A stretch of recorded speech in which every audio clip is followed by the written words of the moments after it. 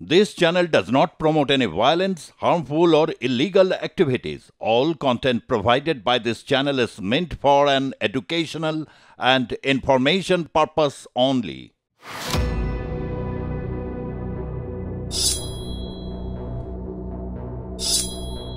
গত বছর বাংলাদেশে সরকার বিরোধী আন্দোলন এবং হাসিনা সরকারের পতনের পর নিরাপত্তা বাহিনীর হাতে প্রায় ১৪০০ মানুষ নিহত হয়েছেন বলে রাষ্ট্রসংঘের রিপোর্টে দাবি করা হয়েছে।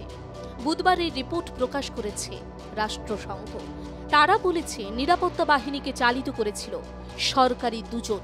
এই তালিকায় শেখ হাসিনাও ছিলেন বলে রিপোর্টে উল্লেখ করেছে রাষ্ট্রসংঘের তদন্তকারী দল। রাষ্ট্রসংঘের প্রতিবেদনে বিক্ষোভ দমনের নৃশংসতা, পদ্ধতিগত নিপীড়নের তথ্য এবং গুরুতর অধিকার লঙ্ঘনের ক্ষেত্রে ন্যায় বিচারের আহ্বান জানানো হয়েছে। বুধবার জেনেভায় রাষ্ট্রসংঘের মানবাধিকার সংক্রান্ত অফিসে একটি রিপোর্ট প্রকাশ করা হয়। রিপোর্টে বলা হয়েছে, বাংলাদেশের সাবেক সরকার এবং নিরাপত্তা ও গোয়েন্দা সংস্থাগুলি গত বছরের ছাত্রদের বিক্ষোভের দমনে গুরুতর মানবাধিকার লঙ্ঘন করেছে। ঊর্ধ্বতন কর্মকর্তাদের সাক্ষ্য এবং অন্যান্য প্রমাণের ভিত্তিতে এই রিপোর্ট তৈরি করা হয়েছে বলে দাবি করা হয়েছে।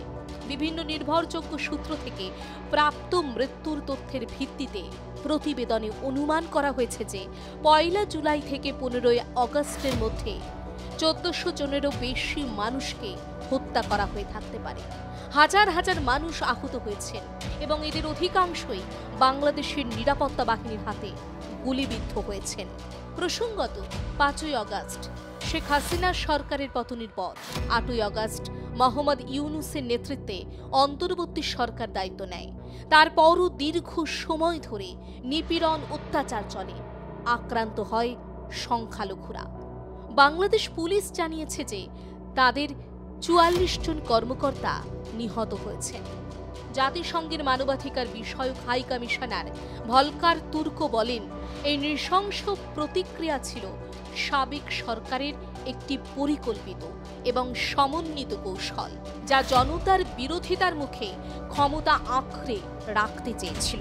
বিক্ষোভ দমনের কৌশলের অংশ হিসেবে রাজনৈতিক নেতৃত্ব এবং ঊর্ধ্বতন নিরাপত্তা কর্মকর্তাদের জ্ঞাতসারে নির্বিচারে গ্রেপ্তার ও আটক এবং নির্যাতন চালানো হয়েছে বলে বিশ্বাস করার যুক্তিসঙ্গত কারণ রয়েছে।